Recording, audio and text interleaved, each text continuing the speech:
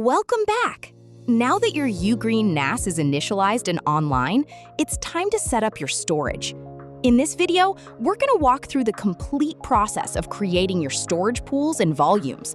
We'll cover how to configure your RAID for data protection, choose the right file system for your needs, and get your NAS fully ready for your files. Let's get started. Before we start to create a storage pool, let's first understand the concept. Think of your UGREEN NAS storage in 3 easy steps. Physical disks. These are your raw, unconfigured hard drives and serve as the building blocks of your storage. Storage pool.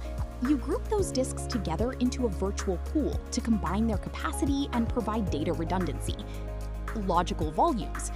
Finally, you carve that pool into flexible virtual partitions called volumes, which are the drives you actually use to store your files.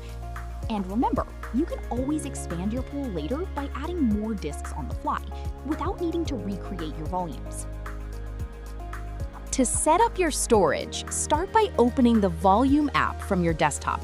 If this is your first time, you'll see a Welcome to Storage screen explaining the basics of storage pool creation. Simply click Next to begin.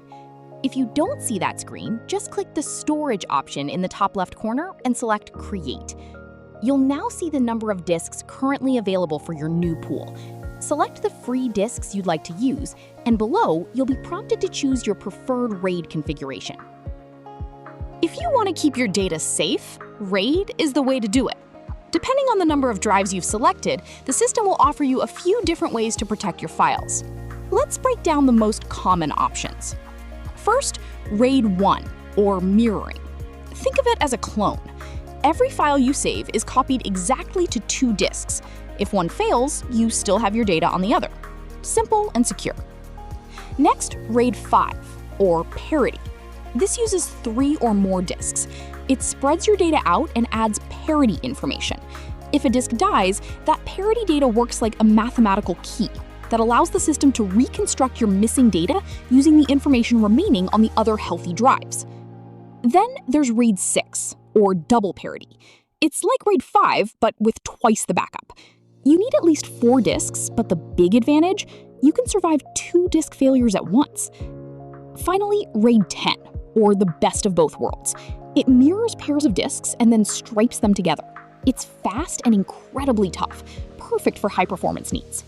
In this example, we're using a 4-bay system, so we recommend choosing RAID 5 to balance capacity and protection. Then click Next. You will now see the Volume 1 allocation screen. By default, it will use the full capacity of your storage pool.